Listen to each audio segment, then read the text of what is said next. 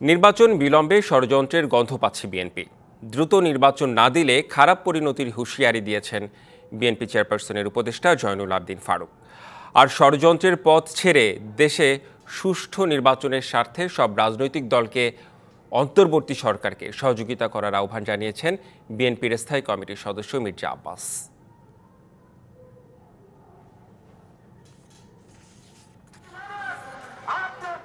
শুক্রবার সকালে জাতীয় প্রেসক্লাবে জাতীয়তাবাদী মুক্তিযুদ্ধ প্রজন্ম দল আয়োজিত বিক্ষোভ সমাবেশে যোগ দেন বিএনপি চেয়ারপারসনের উপদেষ্টা জয়নুল আবদিন ফারুক। এ সময় নেতাকর্মীদের কারো ষড়যন্ত্রে পা না দেওয়ার আহ্বান জানান তিনি। কেন এখনো নির্বাচন নিয়ে তালবাহানা শুরু হয়েছে? একটু যেন গোলমাল করে ফেলছে,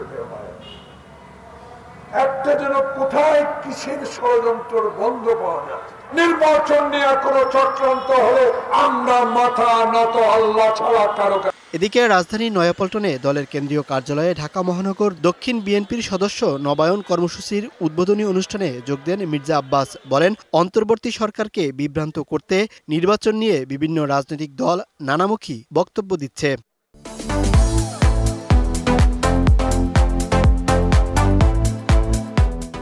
এই সরকারকে বিভ্রান্ত করার জন্য বিভিন্ন রাজনৈতিক দল বিভিন্নভাবে নির্বাচন নিয়ে বিভিন্ন কথা বলছেন, এই সরকারকে অস্বস্তির অবস্থা ফেলে দিচ্ছেন। আমরা এই সরকারকে বলতে চাই, আপনারা ডিসেম্বরের ঘোষণা দিয়েছেন, ডিসেম্বরে নির্বাচন দিন, আমরা সকল সময় নির্বাচনের জন্য প্রস্তুত। রমজান সামনে রেখে নিত্যপণ্যের দাম বেড়েই চলছে জানিয়ে মির্জা আব্বাস বলেন, সরকার পরিবর্তন হলেও সিন্ডিকেটের পরিবর্তন হয়নি। সরকারের পরিবর্তন হয়েছে, কিন্তু সিন্ডিকেটের কোনো পরিবর্তন হয় নাই। Mohaiminul Khan Apu, DBC news, Dhaka.